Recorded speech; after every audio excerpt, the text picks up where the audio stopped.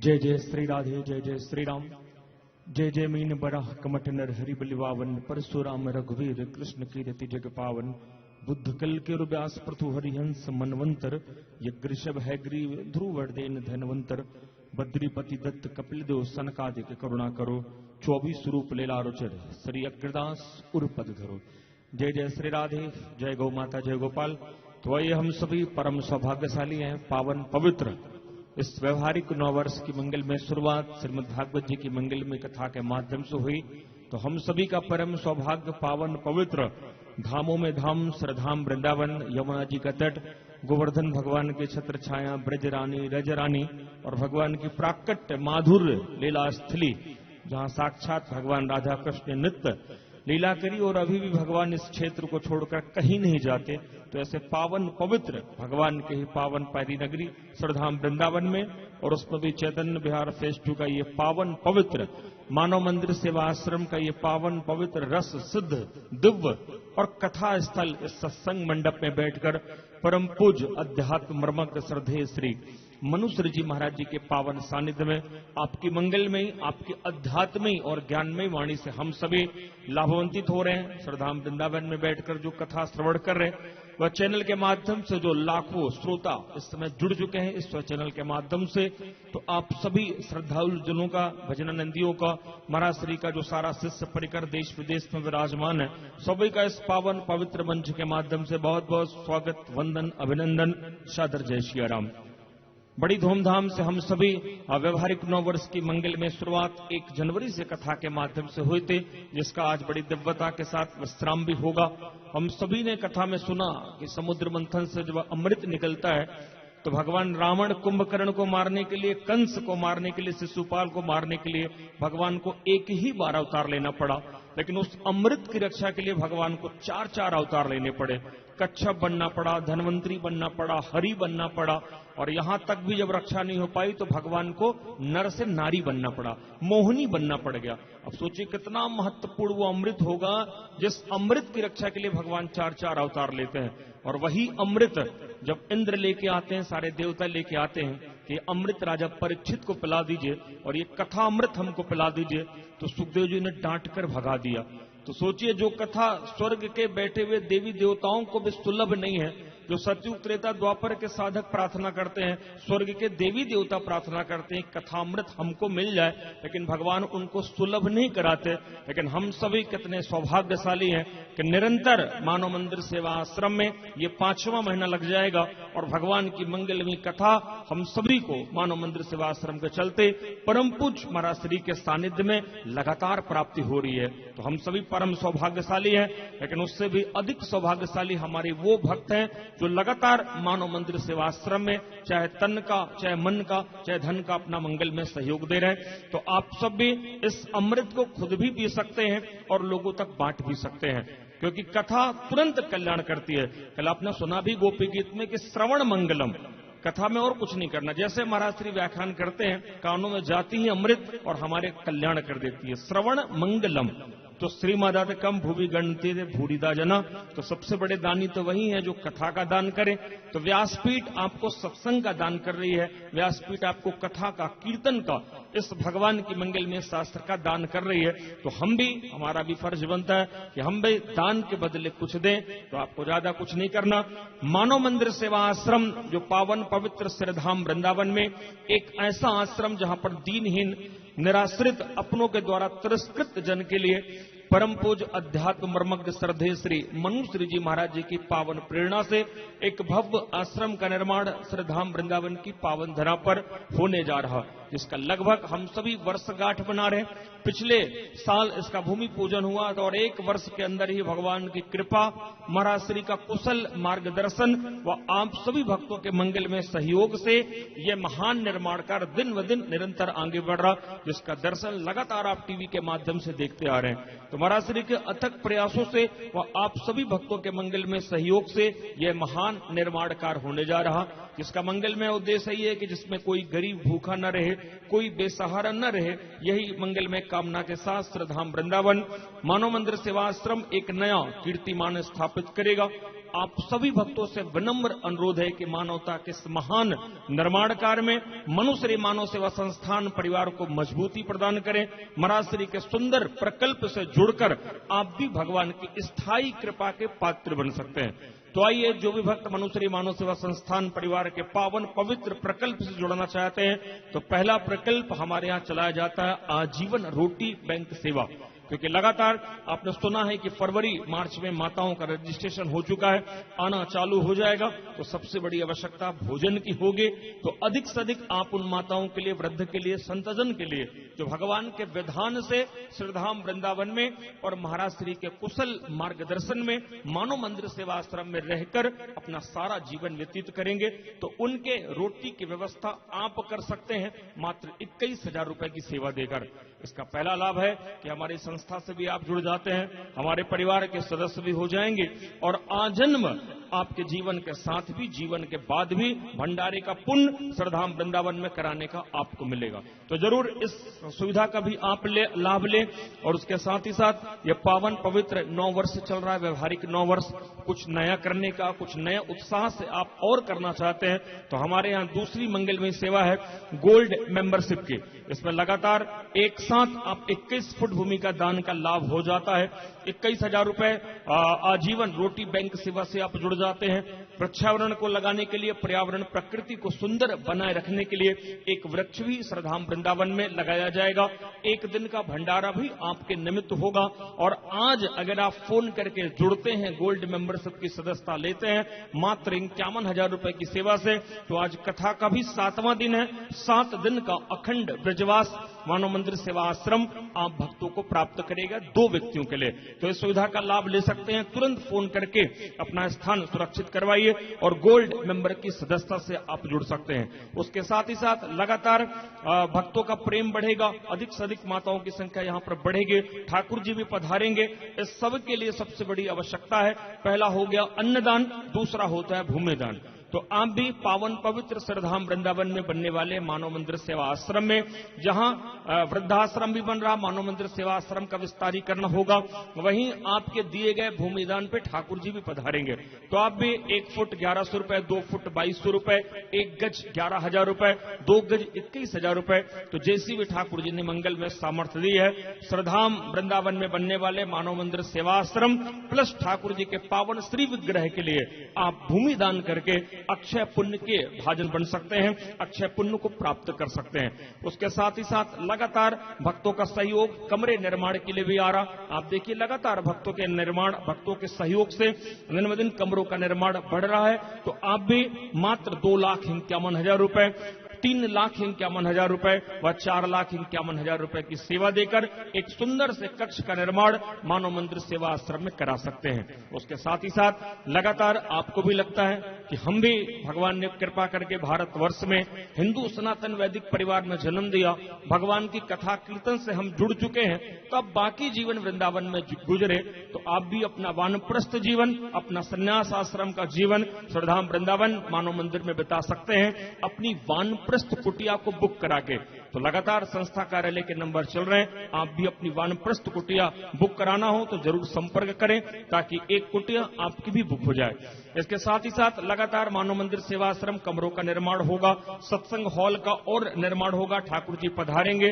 वही हमारे यहाँ इस नए वर्ष से भंडारे की और थाली सेवा की भी मंगल में शुरुआत हो चुकी है, जिसका लगातार आप दर्शन करते हैं। महाराज श्री के हाथों से पहले ठाकुर जी को भोग लगता है, फिर वृंदावन में परिक्रमा में जो साधु संत रहते हैं, जो हमारे भजनानंदी रहते हैं, जो रहते हैं परिक्रमा में, लेकिन सुंदर सी थालियों का वितरण महाराज श्री के माध्यम से मनुश्री मानव सेवा संस्थान परिवार उन भक्तों को सुलभ कराता है। तो आप भी भंडारे की सेवा में जुड़ सकते हैं। साथ ही साथ थाली की सेवा मात्र 151 रुपए की है। तो आप 2, 10, 20, 50 जैसी भी ठाकुर जी ने पावन सामर्थ्य दी है, श्रद्धाम वृंदावन में इस पावन योजना का आप लाभ ले सकते हैं, थाली सेवा से आप जुड़ सकते हैं।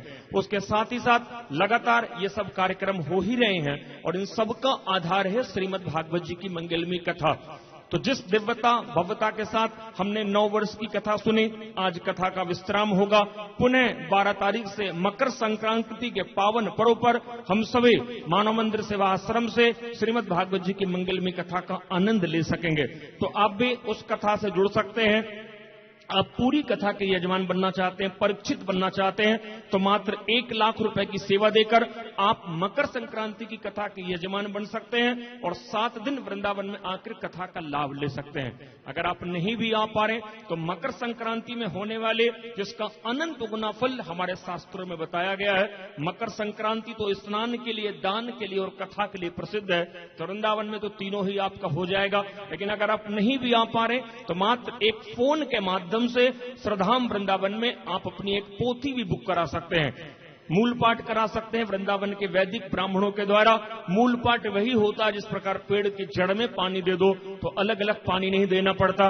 उसी प्रकार जब वृंदावन के वैदिक ब्राह्मण भागवत जी के 18,000 श्लोकों का गान करते हैं, क्योंकि भागवत हमारे तो कल्याण करती है, हमारे बाद हमारे पितरों का, हमारे पूर्वजों का भी कल्याण करती है। तो आप भी सुख शांति के लिए, अपने पितरों की मुक्ति के लिए, अपने पूर्वजों की मुक्ति के लिए, काल सर्प निवारण के लिए या किसी भी प्रकार की लौकिक या पारलौकिक कामना की पूर्ति के लिए वृंदावन में वैदिक ब्राह्मणों के द्वारा भागवत जी का मूल पाठ बिठा सकते हैं मात्र 11,000 रुपए की सेवा में, और वो भी मकर संक्रांति के शुभ अवसर पर। इसके साथ ही साथ हमारे यहाँ 5100 रुपए में सामूहिक यजमान भी बनाए जाते हैं। तो लगातार इन सभी प्रकल्पों से जुड़ सकते हैं। साथ ही साथ जो भी भक्त महाराज श्री के माध्यम से घर में, परिवार में, देश में, धाम में या विदेश में राम कथा, भागवत कथा, भक्तमाल की कथा कराना चाहते हैं, वो भक्त भी संपर्क करेंगे। अब आइए, आज कथा का विश्राम है। तो अधिक से अधिक यज्ञ की पत्नी का नाम ही है दक्षिणा। तो 7 दिन हम सब ने श्रीमद् भागवत कथा ज्ञान यज्ञ से जुड़े हैं। तो यज्ञ की पत्नी का नाम दक्षिणा और आज कथा का पावन पवित्र विश्राम दिवस है। तो अधिक से अधिक मानव मंदिर सेवा आश्रम के पावन पवित्र प्रकल्पों से जुड़कर आप भी भगवान की कृपा के पात्र बन सकते हैं। तो लगातार संस्था और कार्यालय के नंबर चली रहे, आपके पावन नामों की घोषणा ठीक कथा के 1 घंटे पश्चात होगी। अब आइए, सारा देश विदेश इंतजार कर रहा है 4 बजने का। तो हम सभी महाराज श्री के युगल पाद पद्मों में प्रार्थना करें कि आज की पावन पवित्र विश्राम दिवस की मंगलमयी कथा सुनाकर हमारे अंदर भी उस भक्ति, ज्ञान, वैराग्य को पुष्ट करें। आइए जयकारे के साथ हम सभी भक्त महाराज श्री से प्रार्थना करें। श्री जानकी वल्लभ लाल की जय। जय श्री राधे, जय गौ माता, जय गोपाल। जय जय श्री राधे, जय जय श्री राधे, जय जय श्री राधे, जय जय श्री राधे, जय जय श्री राधे, जय जय श्री राधे। बड़ी महती कृपा गोविंद की कि हम सबके जीवन में पुनः वो पल जब हम सत्संगी होने लगते हैं, पुनः वह स्थिति जब हमारे जीवन का परम कल्याण का वो सूर्य उदित होता है, जिसे श्रीमद् भागवतम ज्ञान गंगा कहते हैं।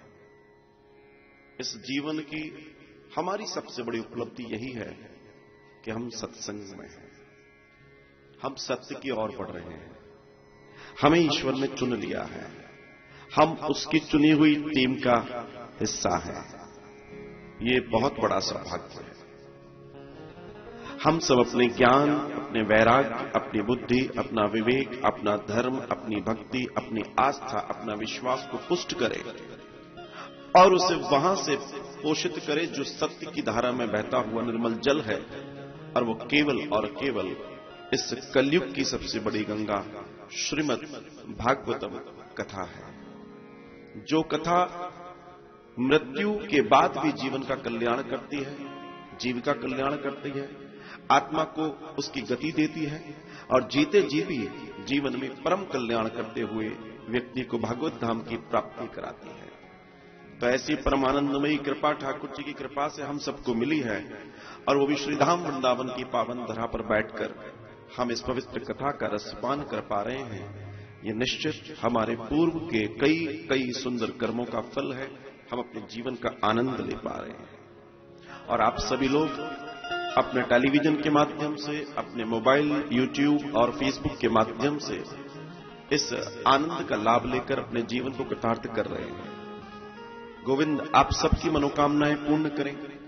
आज कथा का 7वां दिवस है, विश्राम दिवस है। आज मैं चाहूंगा कि आप सब ने जिस भाव से इस कथा को सुना है, गोविंद उसी भाव से आपके जीवन का कल्याण करें और आपको भगवत धाम की प्राप्ति करा के आपके जीवन को सुगम और आनंदमय बना दें। तो श्री राधा रानी के चरणों में, श्री भक्ति महारानी यमुना जी के चरणों में, श्री ठाकुर जी के चरणों में प्रणाम करते हुए मैं आप सभी को प्रणाम करता हूं कि आपके हृदय में बैठे ठाकुर जी को मैं ये प्रणाम निवेदित करके आप सभी के अंदर भक्ति का संचार, वैराग्य का संचार, ज्ञान का संचार हो, ये गोविंद से प्रार्थना, गोविंद से यही एक इच्छा है। तो आइए बड़े भाव से हम सभी आज की कथा ज्ञान गंगा में प्रवेश करें। एक बार नाम संकीर्तन पश्चात उसके कथा प्रवाह और जीवन का आनंद। केशवा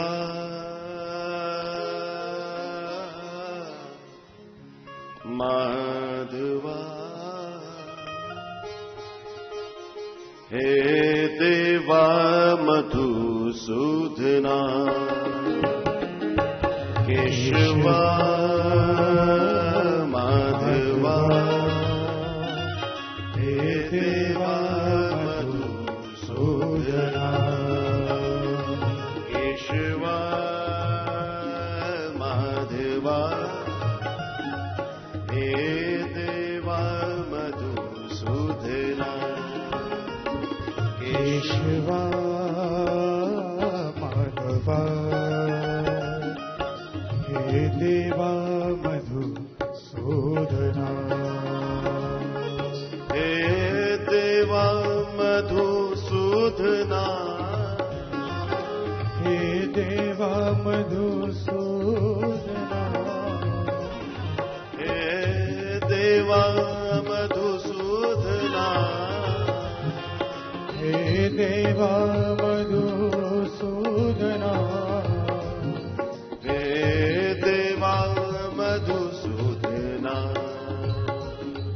हे देवा मधुसूदना, केशवा माधवा हे देवा मधुसूदना, केशवा माधवा हे देवा मधुसूदना।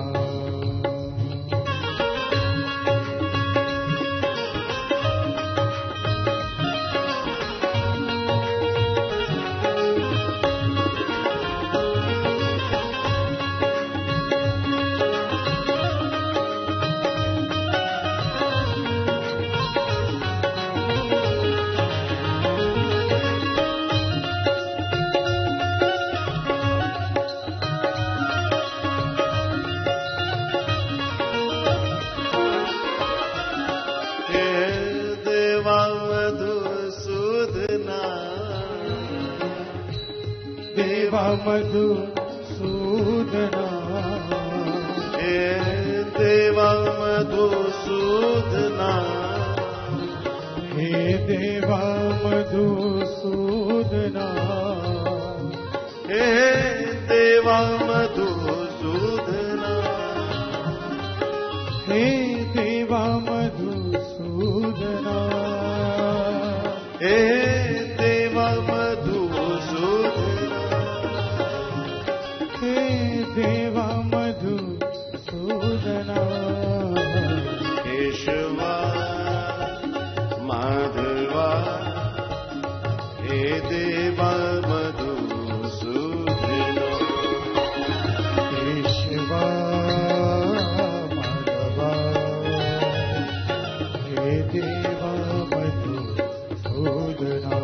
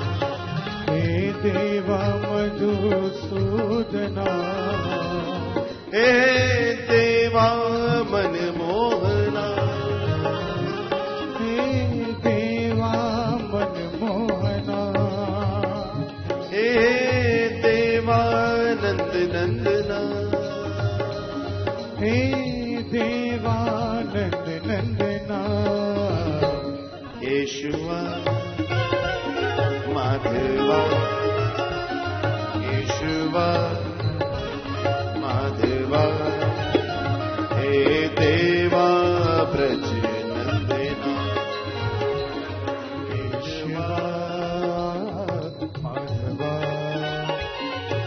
हे देवा मधुसूदना,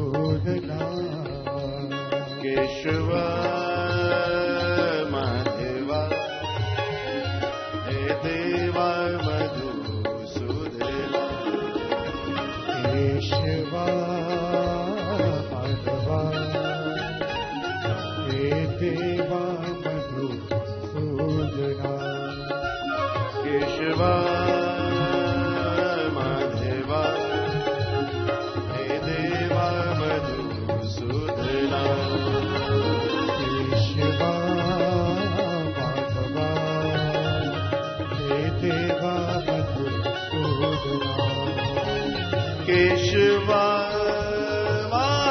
माधवा, हे देवा मधुसूदना, केशवा माधवा, हे देवा मधुसूदना, केशवा माधवा, हे देवा मधुसूदना, केशवा माधवा, हे देवा मधुसूदना, हे देवा मधुसूदना, हे देवा नंद नंदना, हे देवा मधुसूदना, हे देवा नंद नंदना, हे देवा मधुसूदना, हे देवा ब्रज नंदना, हे देवा मधुसूदना, हे देवा ब्रज नंदना, हे देवा मधुसूदना, हे देवा मधुसूदना, हे देवा नंद नंदना, हे देवा नंद नंदना, हे देवा ब्रज नंदना, हे देवा ब्रज नंदना, हे देवा मधुसूदना, हे देवा मधुसूदना, हे देवा मधुसूदना, हे देवा मधुसूदना, हे देवा मधुसूदना, मधुसूदना, मधुसूदना, हे देवा मधुसूदना, हे देवा नंद नंदना, हे देवों के देव, हे अखिल कोटि ब्रह्मांड नायक, हे भगवान श्री कृष्ण, आप सबका कल्याण करें, आप सबके हृदय में विराजित हों, सबके जीवन को पवित्र कर दें, सबके कल्याण और सबके जीवन की पवित्रता का लाभ दे दें और जगत में सबको आपका प्रिय, आपका अपना बना लें। ये छोटा सा एक भगवान के चरणों में निवेदन है, और ये वो निवेदन है जो परम आवश्यक है। और प्रत्येक जीव, प्रत्येक परिवार, प्रत्येक व्यक्ति, प्रत्येक समाज, प्रत्येक प्रांत, प्रत्येक देश, प्रत्येक पृथ्वी के एक एक जन के लिए उतना ही सार्थक है कि हर जीव उस ईश्वर प्राप्ति की कामना करते हुए ईश्वर को जरूर पाए और उस और अग्रसर हो जाए। और वो यात्रा जब जीवन में पूर्ण होगी तो एक दिन ऐसा जरूर आएगा कि आप और हम प्रसन्नता से भर जाएंगे, आप और हम आनंद से भर जाएंगे, आप और हम अनंत आनंद की अनुभूति कर अपने जीवन का कल्याण कर लेंगे।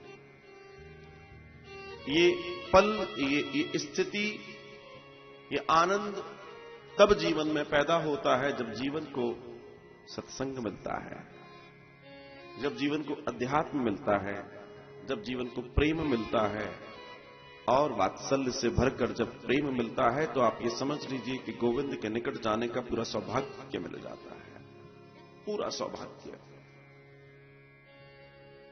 हम और आप बड़े बड़भागी हैं कि हमें सत्संग से प्रेम हो गया। वी आर एंजॉइंग सत्संग। इस दुनिया में एंजॉयमेंट के हजारों साधन हैं, हजारों साधन हैं, और जितना मुझे समझ आता है ये भगवान की कृपा ही है, ये भगवान की अनुपम कृपा ही है कि हम उस सत्संग को एंजॉय कर पा रहे हैं जिसे लोग समझ भी नहीं पाते, जिसका लोगों के जीवन में और छोर का पता नहीं है। और वो जिन एंजॉयमेंट की लाइफ को जी रहे हैं, वो एंजॉयमेंट की लाइफ सिर्फ उतनी है जब तक वो समय है, उसके बाद फिर दुख है, फिर एक थकान है, फिर एक गड़बड़ है, फिर एक समस्या है। और ये बात जब तक हम जीवन में न जान पाएंगे, जब तक जीवन में न उतार पाएंगे, तब तक वो कल्याणकारी कार्य हो ही नहीं सकता जिसके लिए हम और आप इस धरा पर आए हैं। एक बालक जब जन्म लेता है तो जन्म लेते से ही उसके पास उसके अभिभावक होते हैं, उसके माता पिता होते हैं, उसके दादा दादी, नाना नानी, चाचा चाची, ताऊ ताई आदि इत्यादि बहुत सारे संबंध होते हैं। और उन सारे संबंधों के बीच में वो बालक बड़ा होना शुरू होता है, वो बढ़ना शुरू होता है, वो अपने जीवन के कल्याण की ओर बढ़ना शुरू होता है। लेकिन उस बच्चे के लालन पालन और उस बच्चे की उस यात्रा का पूरा निर्धारण उसके आसपास के लोगों की सोच समझ और ज्ञान के ऊपर निर्भर करता है। जैसी ज्ञान, जैसी सोच, जैसी परख, जैसी विद्वत्ता, न विद्वत्ता, जो भी कुछ है, जो उस बच्चे के आसपास के लोग हैं उनमें जितनी चीजें हैं, उन्हीं चीजों से उसको खाद मिलेगी, पानी मिलेगा और वो बड़ा हो जाएगा। कहने का प्रयास सिर्फ इतना है कि ये जो कार्य है अगर इसको बहुत संभल के किया जाए तो ऐसा कोई पौधा नहीं, ऐसा कोई पेड़ नहीं जिसमें फूल और फल ना आए। लेकिन बात है खाद पानी देने की, बात है उस स्थिति को समझने की, बात है उस जीवन को जानने की। आज की बड़ी समस्या ये कि व्यक्ति जब बूढ़ा होने लगता है तो सोचता है कि जीवन में चलो एक काम करो, भजन कर लेते हैं। सोचता है अब निवृत्ति हो गई, अब कौन क्या कैसा, तो वो भजन की ओर चलता है। उसको लगता है अब हम भजन कर लें। लेकिन बड़े दुख की बात यह है कि जब जीवन में कोई भी व्यक्ति ऐसा सोच रहा है तो उस व्यक्ति को यह जान लेना चाहिए कि जिस चीज की प्रैक्टिस नहीं है बुढ़ापे में बहुत ज्यादा कारगर होने वाली नहीं है। तुमने अपने जीवन को किन चीजों से भर रखा है पहले तो इस बात पर तय करो, क्योंकि जो तुमने लिख लिया है इतने वर्षों में, इतने समय जो तुमने गुजार दिया, जो तुम लिख चुके हो, जिसमें तुम परिपक्व हो चुके हो, जिसकी तुम्हें आदतें पड़ चुकी हैं, जिसके बिना तुम नहीं रह सकते, वो सारी की सारी की व्यवस्थाएं तुम्हें बार बार अपनी ओर खींचेंगी। और जब वो सारी व्यवस्थाएं तुम्हें अपनी ओर खींचेंगी तो तुम मान लेना कि तुम्हारे लिए द्वंद्व बढ़ जाएगा, तुम पशुपेश में पड़ जाओगे और तुम्हें लगेगा कि अब हम क्या करें। तुम ना इधर जा पाओगे पूरा, ना उधर जा पाओगे पूरा, और तब तुम सबसे ज्यादा परेशान और दुखी होगे, सबसे ज्यादा, क्योंकि तुम्हारी आदत है, तुम्हारी प्रैक्टिस, तुम्हारी एसोसिएशन, तुम्हारे दोस्त, तुम्हारे परिवार, तुम्हारे मित्र, तुम्हारे बंधु जिनके साथ तुमने बहुत बड़ा समय गुजार दिया है, वो वैसे ही तुम्हें देखना चाहते हैं जैसे तुम थे। तुम्हारे परिवर्तन को वो इतनी जल्दी पचा नहीं पाएंगे और वो तुम्हें अपनी ओर खींचेंगे, वो तुम्हें अपनी ओर खींचेंगे। आजकल ट्रेंड चला है, शादी विवाह में एक अच्छा ट्रेंड चल गया है कि कुर्ता पजामा के साथ साथ रेडीमेड कुर्ता और धोती भी पहनने लगे हैं। बहुत सुंदर बात है, अच्छा लगता है देखकर। लेकिन उस शादी विवाह समारोह पार्टीज में आपने धोती कुर्ता पहन लिया, रेडीमेड आ रहे हैं, अच्छी बात है।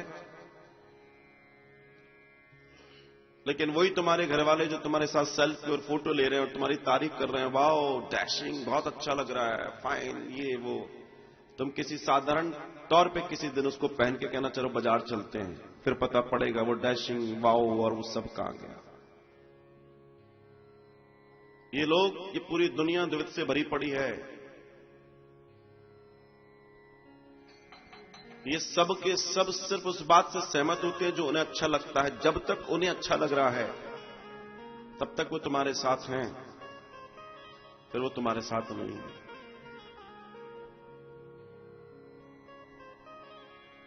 जब तक हम अपनी संस्कृति से, अपने परिवेश से, अपने शास्त्रों से, अपनी पद्धति से प्रेम नहीं करेंगे, ध्यान रखना, हमें अपने आप से प्रेम नहीं, अपनी चीजों से प्रेम नहीं, दुनिया में कोई हमें प्रेम नहीं कर सकता, कोई नहीं करेगा। ये जीवन का सिद्धांत है। इस सिद्धांत को जिसने अपने जीवन में उतार लिया, और द्वैत में जीने वाले लोगों का जीवन कभी भी एक जैसा नहीं हो सकता, अर्थात सुखी नहीं हो सकता। आइदर या तो यहां या तो यहां। मध्य की स्थिति हमेशा से गड़बड़ रही है, रहेगी और रहती आई है।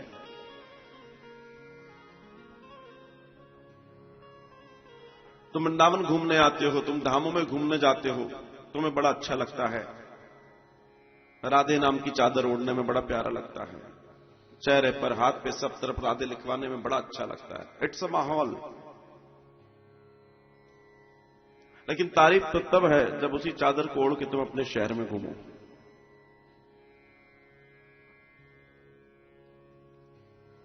रंग में रंगने में कोई, रंग में बहुत आसान है। इस दुनिया की सबसे बड़ी बात है कि व्यक्ति प्रभाव में जल्दी आता है। लेकिन कितनी अच्छी बात है कि प्रभाव में जल्दी आता है, तो अब यह भी एक प्लस पॉइंट है कि अगर जल्दी प्रभाव में हम आ जा रहे हैं तो फिर प्रभाव को हम अपने जीवन में भी जल्दी उतारें। वो प्रभाव हमारे जीवन में भी उसी तरीके से हो जिस तरीके से हम अपने जीवन के प्रभाव को जी रहे हैं। अगर प्रभाव प्राप्त हो रहा है तो इससे बेस्ट, इससे सुंदर, इससे आनंददायक क्या हो सकता है। लेकिन हम दो जिंदगी जीने का प्रयास करते हैं और हर बार थक के बैठ जाते हैं, और ये थकावट बहुत दिक्कत देती है।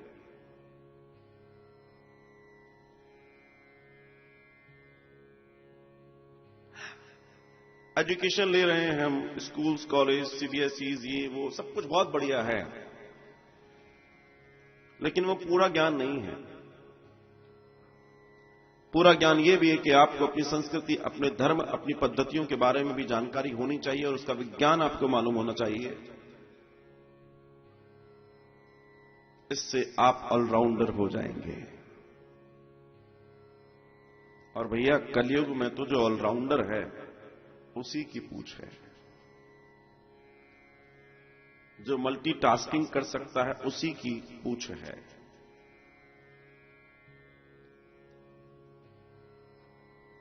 दूसरे थोड़ा सा आपकी भाषा में कहूं तो यह है कलयुग मतलब कलाकारों का युग। अगर आपके जीवन में कलाकारी नहीं है तो आप लूप लाइन में चले जाओगे। एक्टिवनेस किसी मतलब के नहीं हो। आपको यहां चारों तरफ निगाह रखनी पड़ेगी, अपने आप पल पल अपडेट रखना पड़ेगा, पल पल अपडेट रखना पड़ेगा। और आप नहीं रखते हो तो आपका बहुत बड़ा नुकसान हो जाएगा, और आपको पता भी नहीं पड़ेगा कि आप कितने पीछे चले गए, कितने पीछे चले गए, कोई नहीं जान पाएगा। कहने का सिद्धांत सिर्फ इस दास का इतना है कि अपने आप को अपडेट रखो। चाहे आप अपने स्कूलिंग, अपनी कॉलेज लाइफ में भी रख रहे हो, वैसे अपने धर्मशास्त्रों को जानने में भी अपडेट रखो। तुम्हारी महानता, तुम्हारी प्रबलता, तुम्हारी ऊंचाई और अच्छी और समृद्ध हो जाएगी अगर तुम्हारे जीवन में अध्यात्म होगा, पावर होगी, शक्ति होगी। तुम और महान और सुंदर और सजग हो जाओगे। और ये तभी संभव है जब तुम ऑलराउंडर होगे। तुम्हारे पास जितना ज्ञान है वो सिर्फ तुम्हें रोटी कपड़ा मकान दे सकता है। रोटी कपड़ा मकान बहुत बड़ी वैल्यू की चीज नहीं है। वो नॉर्मली लाइफ में व्यक्ति कर ही लेता है, जैसे तैसे हो ही जाता है। लेकिन सबसे बड़ी चीज है इंसान बनना। हम इस धरा पर आए, हम इंसान बने। भगवान ने हमें भेजा है मनुष्य बनाकर, इसमें मनुष्यता अगर नहीं है तो हम जीवन कैसा हमारा। हमें एक दूसरे के प्रति समर्पित होना चाहिए, संगठित होना चाहिए। आज हम सबकी स्थितियों को, इस सनातन संस्कृति को, हमारी एकता की जरूरत है, बहुत जरूरत है। हम एक दूसरे को सपोर्ट करें, हम एक दूसरे की तारीफ करें, ना कि बुराई। हां, तारीफ करने वाले का कलेजा बहुत बड़ा होता है। हर किसी से तारीफ नहीं निकलती। इस दुनिया की सबसे बड़ी समस्या है कि व्यक्ति किसी की भी तारीफ एकदम नहीं कर पाता। और जिस दिन तुम उन्मुक्त भाव से किसी की तारीफ करना शुरू कर दोगे, जीवन में ध्यान रखना, तुम बहुत बड़े हो जाओगे। क्योंकि अगर मैं ऊर्जा के सिद्धांत की बात करूं तो जैसी आपके मन में ऊर्जा बन रही है, जो आप बोल रहे हो, जो आप फील कर रहे हो, वैसा ही आप भी तो होगे, वैसा आप भी होगे। और आप नोटिस करना इस बात को। अगर आप लोगों से थैंक यू बोलना सीख गए, अगर आप लोगों को धन्यवाद कहना सीख गए, तो आप ये ध्यान रखना जीवन में कि आप बड़े आदमी बन गए। बड़ा बनना है तो थैंक यू बोलना सीखिए, धन्यवाद बोलना सीखिए।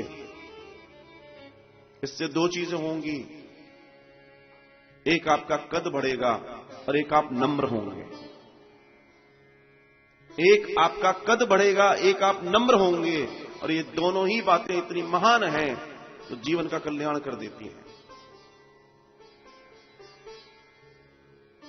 हमारे प्राचीन मंदिरों में आप जाइए, प्राचीन मंदिरों में मंडप बहुत बड़े बड़े हैं, लेकिन प्रवेश द्वार बहुत छोटे छोटे हैं।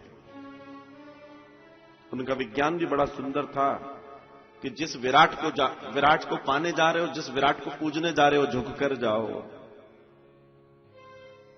जिस व्यक्ति को झुकना आता है, उस व्यक्ति को आसमान की ऊंचाइयां छूने से कोई नहीं रोक सकता। यह नियम सदा रहा है, सदा रहेगा और सदा से चला आया है। अगर आप ईश्वर को मानना चाहते हैं, ईश्वर को जानना चाहते हैं, तो आप ये समझ लेना कि ईश्वर आपके लिए तो दोनों हाथ लेकर खड़ा है। बस अंतर इतना है कि तुम झुकने को तैयार हो जाओ, तुम सरेंडर करने की स्थिति में आ जाओ, वो हो जाएगा जो तुम चाहते हो। लेकिन सबसे बड़ी समस्या क्या, इतने सारे अहंकार हैं कि क्या कहें। ये प्रक्रिया जो धन्यवाद कहने की है, मालूम है कहां से शुरू होगी? ये शुरू होगी हमारे घरों से, सबसे पहले हमारे घरों से। क्योंकि हमारे घरों में ही ये धन्यवाद कहने की प्रक्रिया, देखो एक समय था तब की बात अलग थी, आज जरूरी है।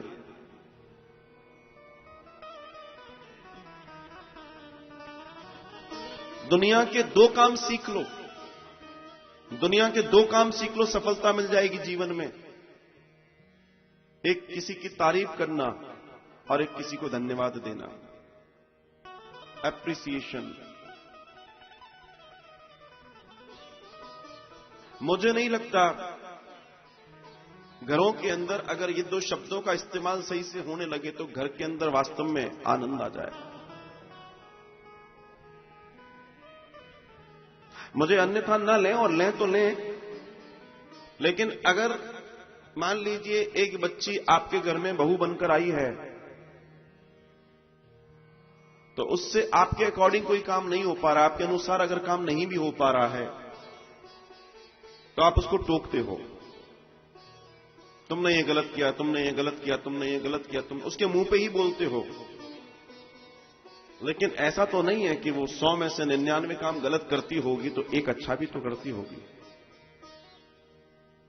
मेरा दावा है 99 बार अगर आप टोक रहे हो और एक काम अच्छा हो रहा तो उसको ये भी कहो, बेटा ये काम तूने बहुत एक्सीलेंट किया, this is really very nice. आप बस ऐसा 3 से 4-5 साल कीजिए, उसके वो 99 गलतियां खत्म होनी शुरू हो जाएंगी। एप्रिशिएट कीजिए। हम एप्रिशिएट नहीं करते, और एप्रिसिएशन इस दुनिया की वो दवा है जिससे इंसान बहुत आगे जा सकता है। हम बच्चों को एप्रिशिएट नहीं करते। हमारे बच्चे आज दब्बू हो रहे हैं, हमारे बच्चे आज कुंठा से गिर रहे हैं, because they are not getting appreciation from their mother and father. तारीफ कीजिए बच्चों की।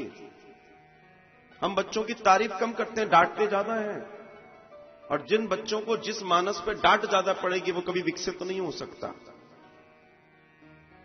मैंने माता पिताओं को देखा है, 4 लोगों में बच्चों को तू तो गधा है, भले आप मजाक में कह रहे हैं, देखिए साहब बाकी सब ठीक है पर ये लड़का तो हमारे यहां बड़ा गधा है। आपने 4 लोगों में बोला, कोई बुराई नहीं, उस बच्चे को अभी समझ नहीं आ रहा। पर क्या आप जानते हैं मंत्र का सिद्धांत? क्या आप जानते हैं ऊर्जा का सिद्धांत? जिस बात को हम रेगुलर कहते रहते हैं वो बात सिद्ध होती है। वो तो अच्छा वाला इंसान था, आप 2, 4, 5, 10 साल उसको गधा कहते रहे और वो मान लिया उसने कि मैं तो गधा हूं, जबकि आप ही उसको महान बना सकते थे। आप ये कह सकते थे कि नहीं बेटा तू तो बहुत महान है, तेरे अंदर क्षमताएं हैं। लेकिन हम नहीं कहते, हम कभी भी क्षमताओं की तारीफ नहीं करते। अगर आप मुंह पे बुराई करना जानते हो तो मुंह पे भलाई भी करना सीखो। मैं कहता हूं घरों के अंदर आनंद आ जाएगा। क्योंकि किसी एक व्यक्ति के अंदर अगर इस बात को बैठ गया, क्या मैं पूरा ही गलत हूं, क्या मैं पूरा ही गलत हूं, ये अपने आप में एक बड़ा विष है, बड़ा पॉइजन है, उसके जीवन को बर्बाद कर देगा, तुम्हारे पूरे घर को डिस्टर्ब कर देगा। क्योंकि उसके दिमाग में बैठा दिया गया कि यू आर नथिंग, तुम कुछ अच्छा नहीं कर सकते। और दुनिया में ऐसा कोई भी नहीं है जिसके अंदर कोई अच्छाई ना हो। ऐसा दुनिया में कोई भी नहीं है, दुश्मन में भी अच्छाई होती है। लेकिन हम इस बात पर गौर नहीं कर रहे हैं। आज जो बच्चे स्कूल का रिजल्ट आने पर छत से झूल जा रहे हैं, उन्हें मालूम है कि फांसी क्या होती है, जीवन क्या होता है, मृत्यु क्या होती है? उन्हें नहीं मालूम, इसलिए तो वो झूल जा रहे हैं। तुमने सिर्फ पढ़ाई करवाई, तुमने उनके जीवन में कभी अपने पास बैठाकर उन चीजों पर काम ही नहीं किया। वो इतने एकाकी हो गए, वो इतने अकेले हो गए कि उनको अपने डर को बांटने वाला घर में कोई नहीं मिला। आप समझिएगा, उस बच्चे को अपने डर को बांटने वाला घर में कोई नहीं मिला और वो अपने आप को मार देता है। दुनिया में सबसे ज्यादा प्रेम आदमी को अपने जीवन से, और सोचो वो इतना बड़ा कृत्य कर देता है, क्यों? इसके पीछे वो बच्चा जितना जिम्मेदार है उससे ज्यादा उसके माता पिता जिम्मेदार हैं, उसका परिवार जिम्मेदार है, उसका परिवार जिम्मेदार है। और जब तक हम इस बात को ना समझेंगे, जब तक इस बात को ना जानेंगे, तब तक हम क्या भागवत, क्या पूजा, क्या प्रार्थना, किसको जानने बैठे हो, क्या जानने आए हो, कुछ नहीं जान पाओगे।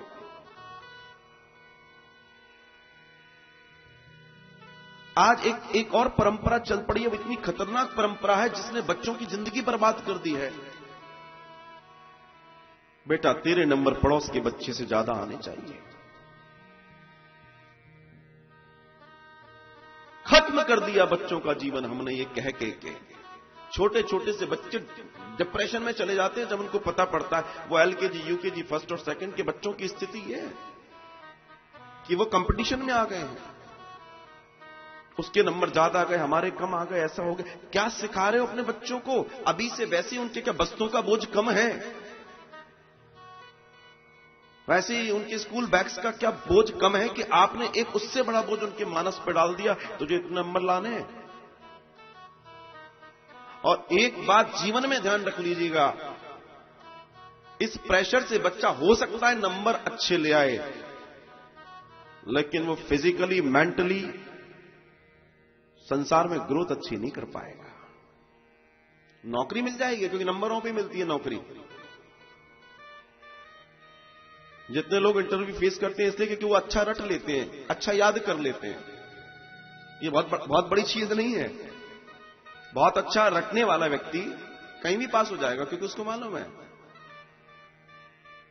लेकिन बहुत अच्छे रटने वाले व्यक्ति को खुले आसमान के नीचे खड़ा कर दो, उसको बोलो 5 दिन अपना भोजन पानी है सब अरेंज करके दिखाओ कैसे होगा, वो वहीं जान दे देगा, क्योंकि उसको उसके अलावा कुछ मालूम ही नहीं है दुनिया क्या है।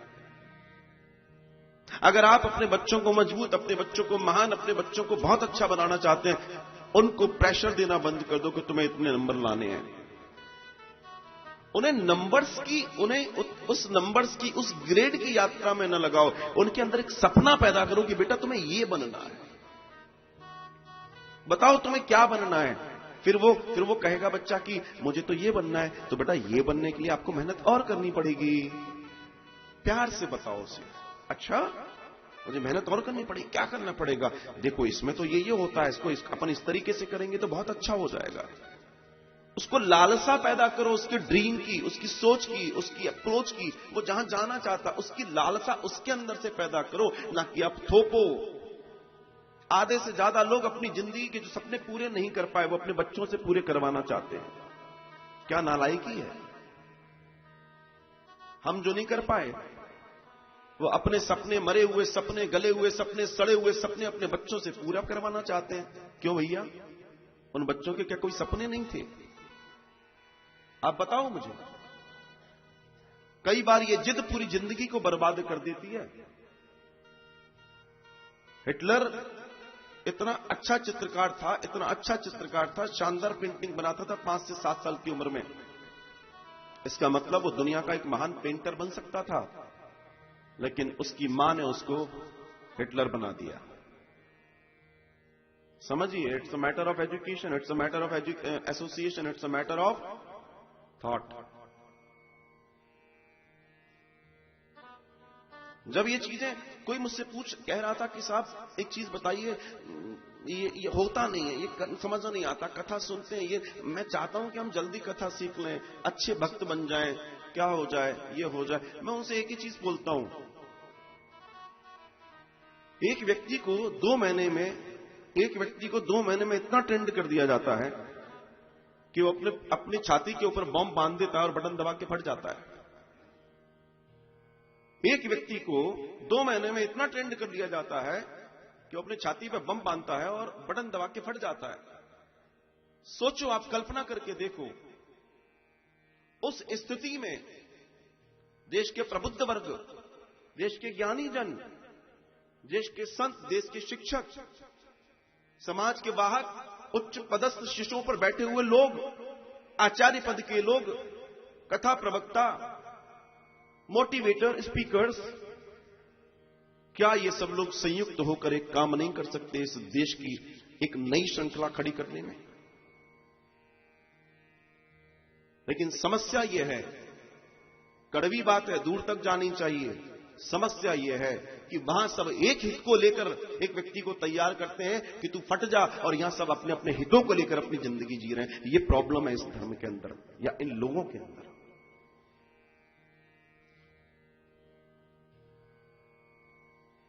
तमाम बुराइयां लोगों में, लेकिन वो अपने पंथ पर इसलिए आगे हैं क्योंकि दे आर, एक ही फोकस है, एक ही चीज है, एक ही काम कर रहे हैं। और हम क्या कर रहे हैं? सब अपने अपने फोकसेस में काम कर रहे हैं, अपने अपने फोकसेस में। सोचिए, इन गरीबों का, इन असहाय लोगों का इतना बड़ा दर्द नहीं है कि कोई शहर जुट जाए, कोई गांव जुट जाए तो दर्द पूरा नहीं हो सकता। इतना बड़ा दर्द नहीं है, इतनी बड़ी समस्या नहीं है।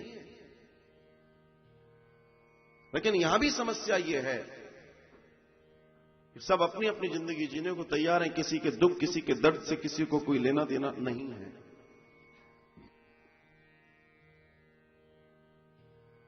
इतने सारे लोग अगर रोडों पर सो रहे हैं तो वो जिम्मेदारी उनके घर वालों की भी नहीं है, उससे ज्यादा जिम्मेदारी समाज की भी है कि उनकी ये स्थिति क्यों हो गई। जिम्मेदारी सरकारों की भी है। आखिर इस देश में लोग फालतू घूम क्यों रहे हैं? सब कुछ शरीर आदि सब सही होने के बावजूद भी उनको काम पर क्यों नहीं लगाया जा रहा? भुखमरी अगर बढ़ रही है तो अन्न और खाद्यान्नों का सही से समायोजन क्यों नहीं हो रहा है? गरीबी बढ़ रही है तो उस स्तर पर क्यों नहीं विचार किया जा रहा कि बढ़ रही है? हालांकि इस देश की एक बड़ी समस्या जो पिछले समय से देखते हुए आ रहे हैं और हमने व्यक्तिगत तौर पे इस बार देखा है, काम की कमी नहीं है, काम करने वालों के अंदर सोच की कमी है। एक व्यक्ति अगर एक ग्रेजुएशन की डिग्री ले लेता है तो वो अपनी पूरी जिंदगी घर में बैठ के खाली करने को तैयार है, लेकिन वो कोई और भी काम उसको मिल जाए, नहीं मैंने तो डिग्री ली थी। अपनी पूरी जिंदगी ऐसी डिग्री किस काम की जो तुम्हें ऊपर से नीचे, नीचे से ऊपर न ले जा सके। और इस ख्याल को जब तक मानव जाति में व्यक्तिगत लोगों तक नहीं पहुंचाया जाएगा, सभ्यताएं खत्म हो जाएंगी। हो गई कई सभ्यताएं खत्म। आज ये समय है, ये युग बहुत अच्छा है। आज संचार क्रांति इतनी ज्यादा है कि एक बात यहां करो, 2 मिनट के अंदर पूरी दुनिया जान जाती है।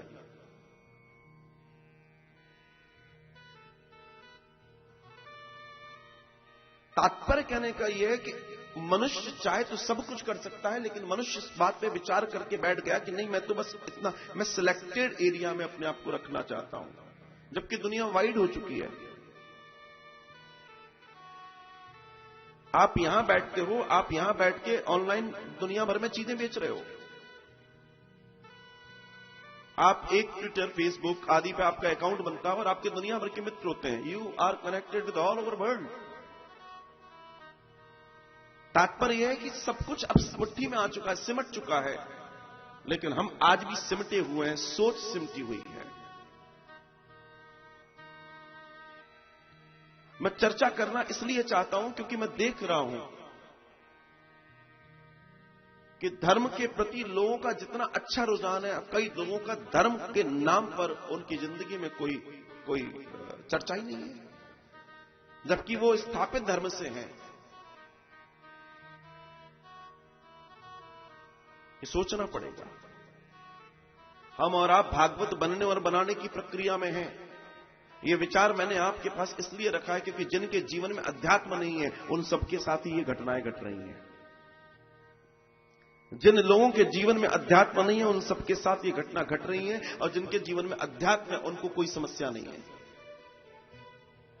समस्या का एक ही कारण है, स्पिरिचुअलिटी की कमी, अध्यात्म की कमी। और जब अध्यात्म पैदा हो जाता है तो सारी कमियां खत्म हो जाती हैं, स्वतः छट जाती हैं, स्वतः छट जाती हैं। आज देखिए, ये अध्यात्म तो है कि सिर्फ एक बात हुई थी कि हम प्रसादी बांटेंगे या हम मानव मंदिर आश्रम का निर्माण हो रहा, ये विचार ही तो था। और ये काय से जा रहा है? ये संचार क्रांति से तो जा रहा है। भाई टेलीविजन हुआ, मोबाइल हुआ, ये सब क्या संचार क्रांति ही तो है। लेकिन इसी संचार क्रांति का उपयोग करते हुए एक सद्मार्गी काम भी हो रहा है कि लोगों तक जानकारी पहुंची और लोगों ने जुटना शुरू कर दिया, लोगों ने जानना शुरू कर दिया, लोगों ने समझना शुरू कर दिया। क्या अपने आप में ये बड़ी बात नहीं है? हजारों लोगों तक भोजन पहुंचना है। दुनिया भर के लोग इस बात को मान गए कि नहीं, हम कुछ कर सकते हैं, भगवान ने हमें इस लायक बनाया है। कब हुआ? क्योंकि कहीं ना कहीं उनके अंदर अध्यात्म है, उनके माता पिता के संस्कारों से उनके अंदर अध्यात्म आया होगा, वो अध्यात्म उनसे सत्कर्म करा रहा है।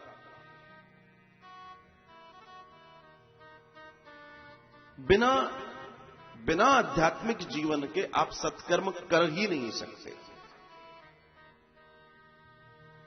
मैं यहां तो एक बात और भी जोड़ूंगा कि कई बार आपको यह काम करने में आपका धर्म छोड़ सकता है, धर्म एक बार रोक सकता है, क्योंकि धर्म में अपने अपने नियम हैं, अपनी अपनी भ्रांतियां हैं, अपने अपने ज्ञान है, अपना अपना वैशिष्ट है।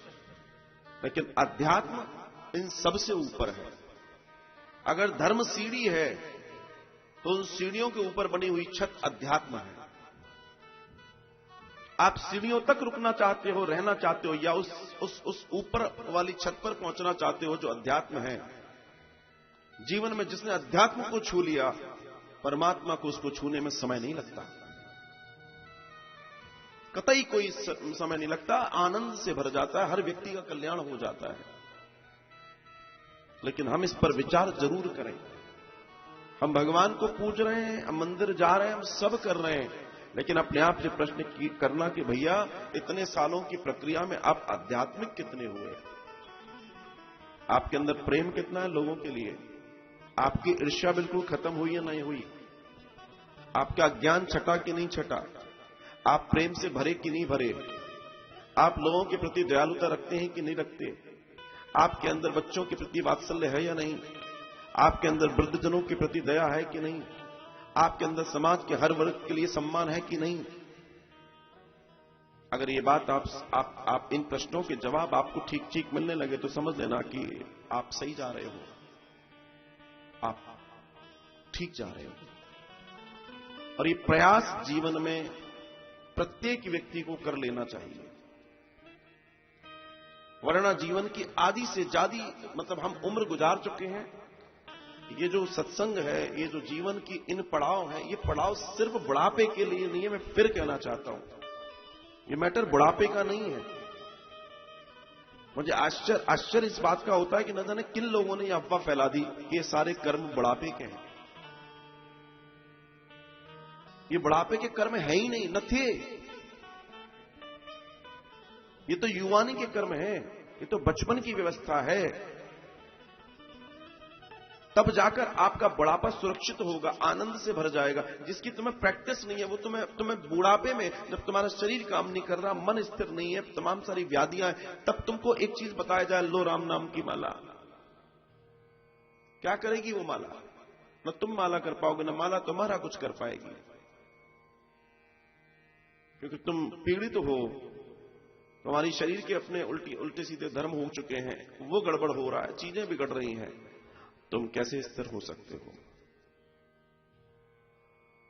आपका बचपन, आपका युवानी, ये वो दो समय हैं जब आप अपने आप को साध सकते हो। और अगर साध लिया तो आप जान लेना कि आप वो महान व्यक्ति बन जाओगे जिसे बनाने के लिए परमात्मा ने हमें भेजा था। ईश्वर ने हमें क्यों भेजा? इसीलिए भेजा है।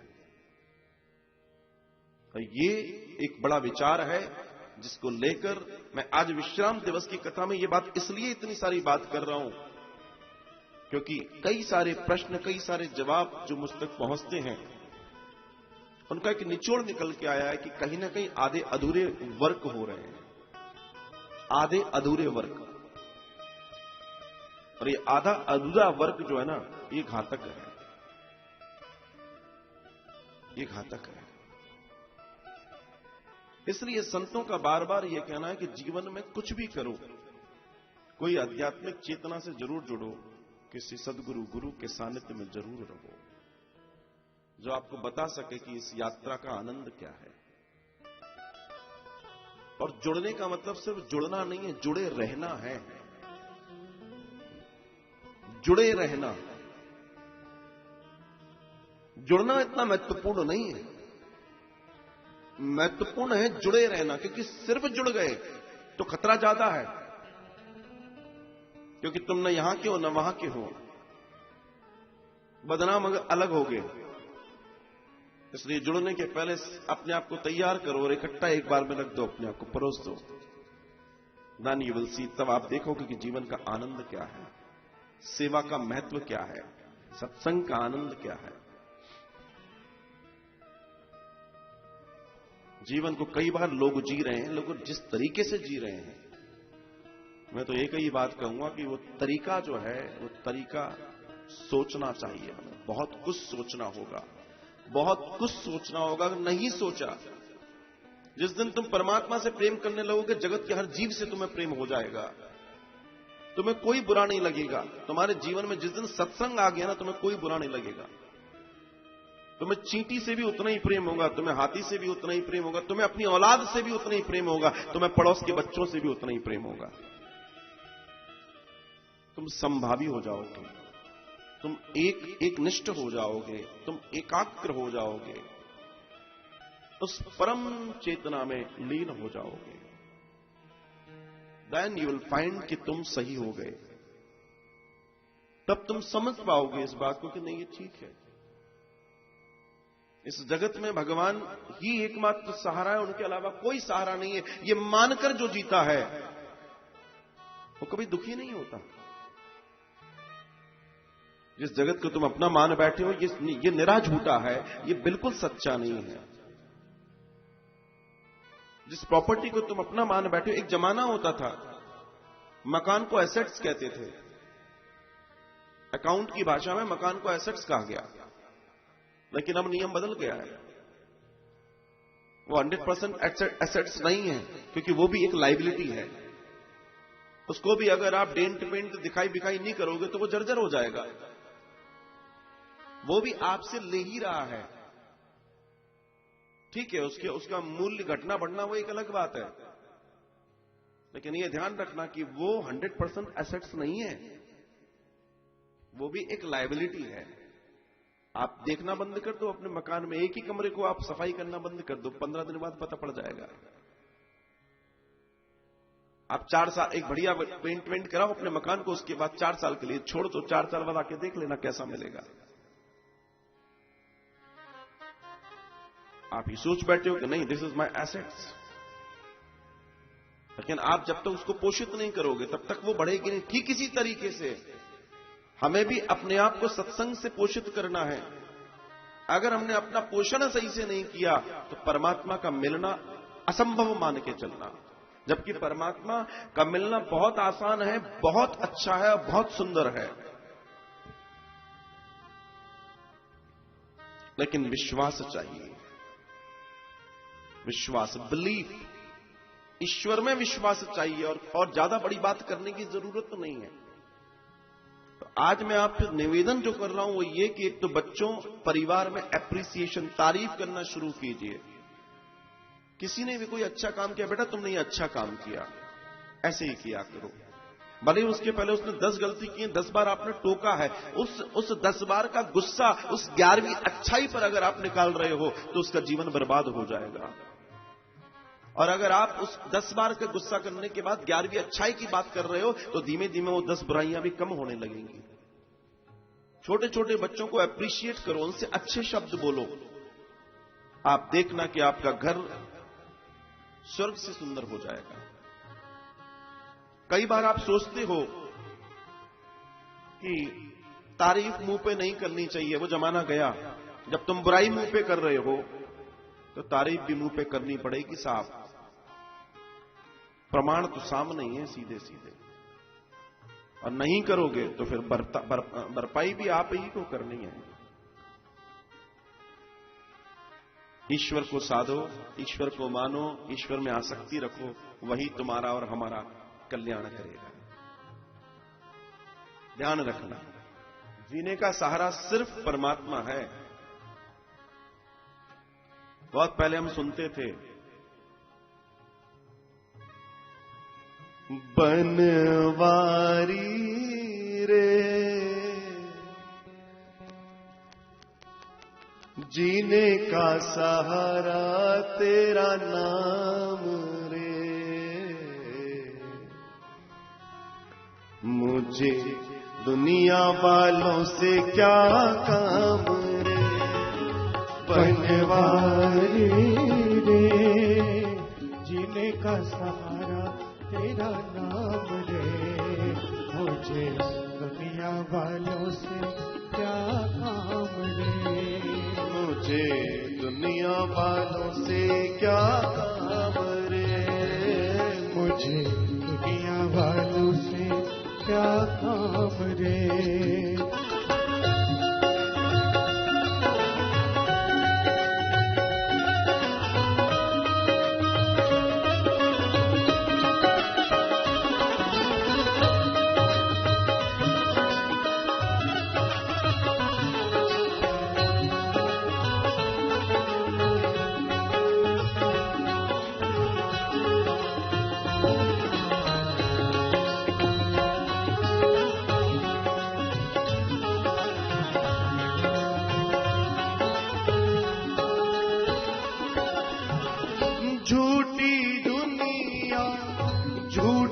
बंधन, झूठी है ये माया। ओ झूठी दुनिया, झूठे बंधन, झूठी है ये माया। ओ झूठा सांस का आना जाना, झूठी है ये काया। ओ झूठा सांस का आना जाना, झूठी है ये काया। ओ साचा तेरा नाम रे बनवारी रे, जीने का सहारा तेरा नाम रे। मुझे दुनिया वालों से क्या काम रे, ओ मुझे दुनिया वालों से क्या काम रे।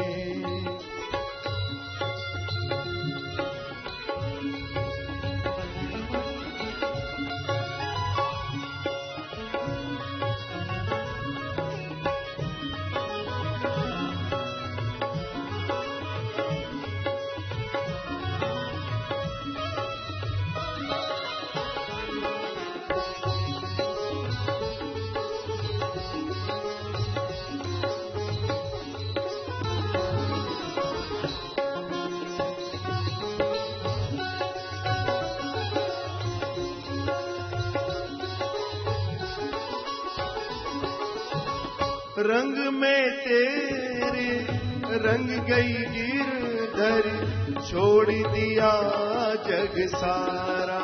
हो रंग में तेरे रंग गए गिरधर, छोड़ दिया जग सारा। बन गई तेरे प्रेम की जोगन, लेकर मन एक तारा। हो बन गई तेरे प्रेम की जोगन, लेके मन एक तारा। ओ मुझे प्यारा तेरा धाम रे बनवारी रे, जीने का सहारा तेरा नाम रे। मुझे दुनिया वालों से क्या काम रे, मुझे दुनिया वालों से क्या काम रे।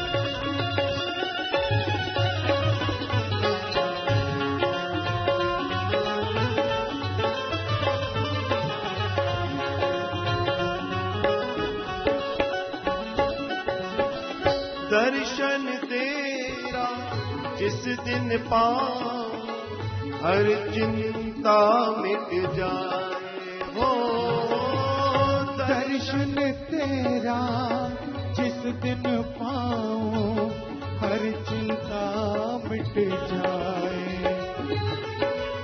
जीवन मेरा इन चरणों में आस की जोत जलाए। हो जीवन मेरा इन चरणों में आश की जोत जलाए। ओ मेरी बाह पकड़ लो शाम रे बनवारी रे, जीने का सहारा तेरा नाम रे। मुझे दुनिया वालों से क्या काम रे, हो मुझे दुनिया वालों से क्या काम रे। बनवारी रे, जीने का सहारा तेरा नाम रे। मुझे दुनिया वालों से क्या काम रे, मुझे दुनिया वालों से क्या काम रे, मुझे दुनिया वालों से क्या काम रे, ओ मुझे दुनिया वालों से क्या, दुनिया वालों से क्या, दुनिया वालों से क्या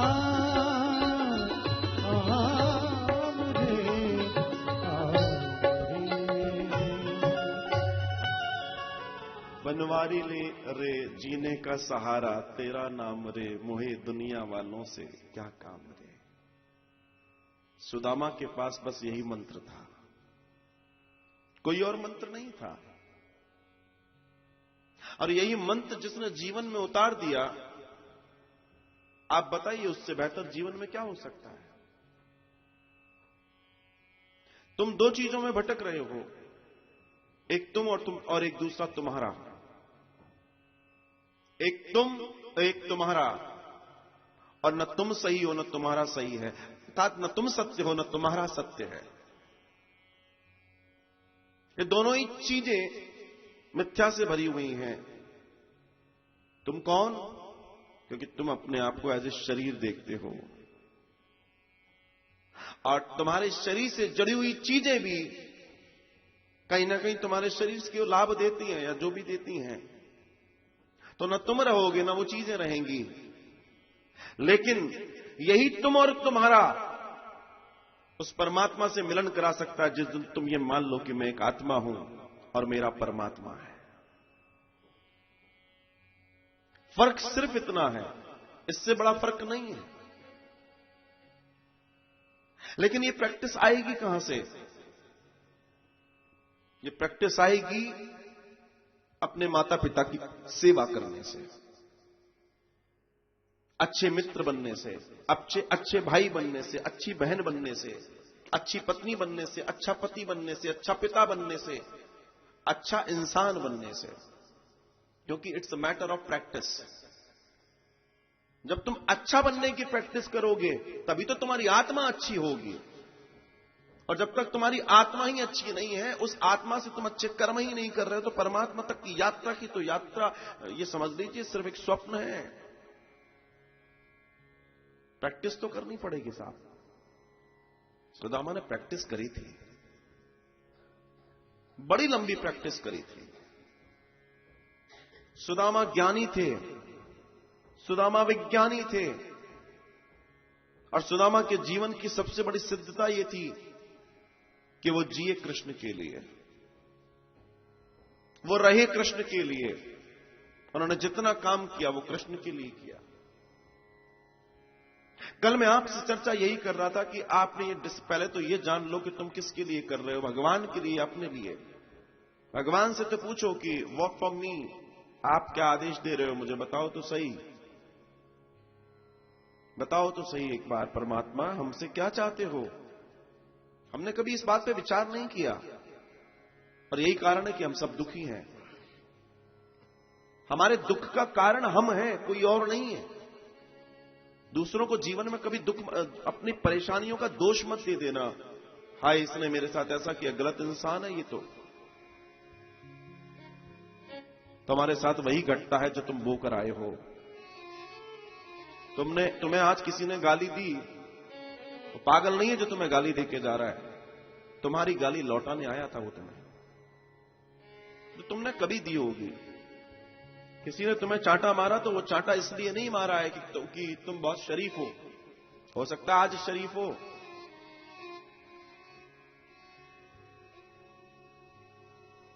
या आप शरीफ हो गए हो। कई बार होता है ना,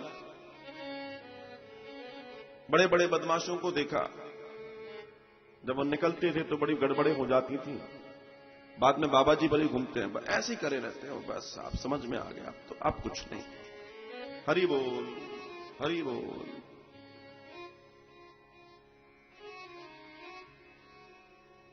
और ये अगर पहले पता पड़ जाता तो कितना आनंद हो जाता।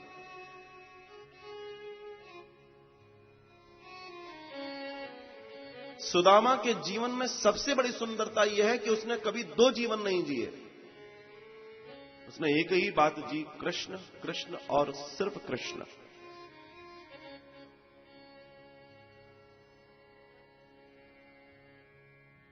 घटना बड़ी पुरानी थी। भगवान श्री कृष्ण और सुदामा की मुलाकात हुई थी उज्जैनी में। जो आप लोक कथाएं देखते हो ना, धारावाहिक देखते हो ना, भगवान कृष्ण की लीला देखते हो, तो उसमें आपको एक सुदामा दिखाई देता है। धारावाहिक आदि में आपने देखा होगा। चूंकि सुदामा सुदामा सुदामा की चर्चा होती है, सुदामा तब था ही नहीं। जिस सुदामा की हम चर्चा कर रहे हैं, ये सुदामा जी तो भगवान से मिले हैं जब उज्जैनी पढ़ने गए हैं, वहां मुलाकात हुई है। उसके पहले कोई सुदामा जी नहीं थे। लेकिन चित्रांकन है, कथाएं हैं। एक होती है कथा, एक होती है लोक कथा। इस देश का बंटाढार लोक कथाओं ने किया है। संस्कृति का बंटाढार लोक कथाओं ने किया है। नहीं तो एक काम मैं आपको उदाहरण दे देता हूं और आप सबके जीवन से उदाहरण गुजरा होगा। हमारे वेदों में विवाह कराने की पद्धति बताई गई है, लेकिन आप हर बार मंडप में लड़की और लड़के वाले के पंडित जी को आपस में मतभेद होते हुए देख लेना। नहीं साहब हमारे यहां तो ये होता होगा, नहीं हमारे यहां ये होता है। अरे तुम्हारे यहां होता ही क्यों है? जो वेद में बताया, जो शास्त्रों में बताया, वो क्यों नहीं कर रहे हो? कहानी खत्म हो जाएगी।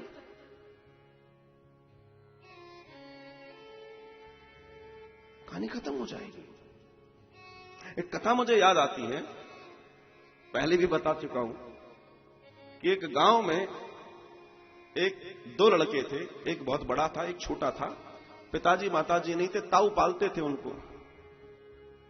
बड़े की शादी का वक्त आया, विवाह का वक्त आया, तो गांव में जो घर होते हैं बाहर खुला होता है, फिर बीच में एक पौर होती है, पौर के बाद फिर अंदर आंगन होता है। डिजाइन थे पहले के घर। वो पौर बहुत बड़ी होती है, उसको पौर बोलते हैं। उसको गौ माता भी रहती है, भूसा भी रहता है, और आदमी आएगा तो पहले वहीं से निकलेगा। और वहां बैठा होता है एक ऐसा व्यक्ति जिसको बूढ़ा इंसान कहते हैं। मतलब वो ड्राइंग रूम है।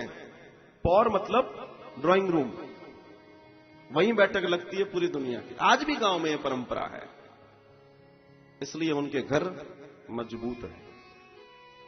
अब कोई दरवाजे में आपके घुस के चला आ रहा है, कोई बूढ़ा ही नहीं है घर में, इसलिए अपराध बढ़ रहे हैं। कोई खांसने वाला नहीं है जो चोर भाग जाए। बड़ी सीधी सी बात है साहब। उस लड़के के विवाह का वक्त आया, ताऊ जी ने अच्छी सी लड़की देख के विवाह कर दिया। विवाह का खाना हो रहा था, तो बाहर जो ग्राउंड था उसमें भी खाना हो रहा था। जो पौर थी उसमें जहां हलवाई खाना बना रहे थे, वहां से बड़े बड़े टब भर के उस पौर में रख दिए। इस तरफ अंदर के आंगन में भी जाएगा और यहां से भी जाएगा। और भोजन प्रसादी बड़े अच्छे से चल रही थी। इतने में एक नंदी बाबा कहीं से दौड़ते हुए आए और वो बाहर के ग्राउंड से अंदर पौर की तरफ भागे। लोगों में हड़बड़ मच गई। अरे खाना खा रहे हैं सब लोग, बच्चे बूढ़े जवान सब थे। कैसे न कैसे ताऊ जी के हाथ में आए। ताऊ जी ने तुरंत उसको लेके अंदर बिठाला और लो महाराज लो, पूड़ी भी खाओ, नुक्ती भी खाओ, जे भी खाओ वो भी खाओ। और अरे नंदी महाराज लला लिया, थाली लिया, थाली और पूजन भी कर दिया और एक माला भी पहना दी। महाराज बड़ा आनंद आ गया, भोलेनाथ की जय। और उनको बिठा दिया, बैठ गए। लड़का निकला, जी कौन? अरे पूछ ले, तेरे सौभाग्य के नंदी बाबा आ गए, तेरे जिंदगी सही हो गई तेरी, बढ़िया हो गया, बात आई गई हो गई। उस लड़के की नौकरी शहर में लग गई। छोटे भाई को भी बुला लिया, बेटा तू भी आजा। अच्छा कामकाज चलने लगा, नौकरी वोकरी बढ़िया हो गई। अब छोटे बच्चे के विवाह, छोटा वाला जो भाई था उसका विवाह का वक्त था। उसने लड़की देखी, बड़े भाई ने लड़की देखी, शादी पक्की कर दी। ताऊ जी आ जाओ। ताऊ जी भी आ गए। विवाह की तैयारी होने लगी, बढ़िया भोजन पानी सब हो रहा। बड़ा वाला भाई सुबह से परेशान, बार बार स्कूटर उठाए और पूरा शहर घूम के आ जाए। अरे भैया घर में शादी है, तू कहां जा रहा है बार बार? बोले ताऊ जी बैल नहीं मिल रहा। बोलो बैल? कौन सा बैल नहीं मिल रहा? अरे बोलो मेरी शादी में जो आपने पूजा था, अपने यहां पूजा जाता है ना अपने यहां शादी में बैल? बोला अपने यहां शादी में बैल पूजा जाता? बोला हाँ आपने मेरी शादी में पूजा था। वो तो अच्छा है कि ताऊ जी जिंदा थे, नहीं तो बिना बैल को पूजे किसी खानदान में शादियां ही नहीं होती। बोला ला कहानी कुछ और थी, ये थी कहानी। ऐसे ये लोकाचार, इन लोकाचारों ने घर घर में जड़ का बैल बांध दिया। हमारे यहां तो ऐसा होता है, हमारे यहां तो ये है समस्या। तो सुदामा जी मिले भगवान को उज्जैनी में, सांदीपनी स्कूल में, अर्थात विद्यालय में। एक बार की बात है, उज्जैनी में एक भिखारिन बोल लीजिए, भिक्षाटन करती थी, लेकिन नारायण के परम भक्त थी वो स्त्री। 2-3 दिन हो गए उसको कुछ खाने को नहीं मिला, भिक्षा नहीं मिली। जब उसको भिक्षा नहीं मिली, लेकिन वो चूंकि भगवान का भक्त जो होता है उसको चिंता नहीं होती, एक व्यक्ति आए, पोटली में चने दे गया उसको। शाम हो चुकी थी, उसने सोचा अब आज का भी व्रत तो हो ही गया, अब क्या दिमाग लगाना, अब तो कल सुबह ठाकुर जी को भोग लगाएंगे, इसके बाद पाएंगे। ठाकुर जी के बिना वो पानी नहीं पीती थी। चने की पोटली बांध के उसने रख दी। रात को एक चोर ने प्रवेश किया उसके घर में, कुछ नहीं मिला, पोटली बंदी मिली। चूंकि कोई दे गया था, कपड़ा अच्छा था, उसने सोचा इसमें माल होगा। पोटली लेके भागा, कुछ टकराया होगा, कुछ गिरा, वो जागी, वो भागा उसके पीछे, वो भागी, दोनों एक दूसरे के पीछे आगे पीछे, वो दौड़ता जाए, वो भागती जाए, अंत में जाके वो अंधेरे में कहीं आगे भाग गया। जब वो बहुत आगे चला गया तो उसने श्राप दिया कि मेरे चनों को जो भी खाएगा, मैंने नारायण का वास्ता है, वो जीवन भर दरिद्र हो जाएगा। उसने श्राप दे दिया। वो चोर दौड़ा दौड़ा गया सांदीपनी गुरुजी के आश्रम में, वहां छुपा रहा। भोर होने लगी तो सैनिक आए, सैनिक मतलब जो वहां देखरेख करने वाले लोग थे, तो उसने देखा लोग आ रहे हैं, तो वो वहां से भी भागा। तो जो गुरु माता थी उनकी झोपड़ी के बाहर, उनके कक्ष के बाहर वो पोटली गिर पड़ी, वो दौड़ गया। वो चने की पोटली, माता उठी, माता ने देखी चने की पोटली, उन्होंने बड़ी संभाल के रख दी। बड़े अच्छे चने थे, कपड़ा भी बहुत अच्छा था, मतलब शुद्ध थे, कुल मिलाकर उनको लगा ठीक है। भोर हुई, बच्चों ने अपनी पढ़ाई लिखाई करी। भगवान श्री कृष्ण और श्री सुदामा जी को बोला कि जाओ तुम समिधा ले आओ वन से जाकर। देखो कितनी सुंदर घटना है, जाओ तुम वन में जाओ, समिधा ले आओ। तो भगवान श्री कृष्ण ने बोले ठीक है हम चलते हैं। तो भगवान थोड़े आगे गए, इतने में सुदामा जी को बुलाया, अरे लाला बात सुन, लो ये ले जाओ खा लेना, ये ले जाओ खा लेना।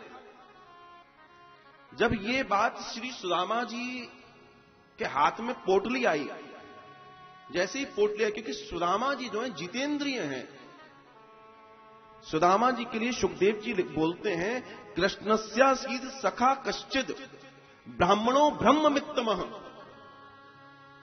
ये जो सुदामा जी हैं विरक्त इंद्रियार्थेषु, इंद्रिय विरक्त हैं जी, प्रशांतात्मा जितेंद्रिय, प्रशांतात्मा है, जितेंद्रिय है। सूर्य के समान जिसका ज्ञान हो वो है सुदामा जी।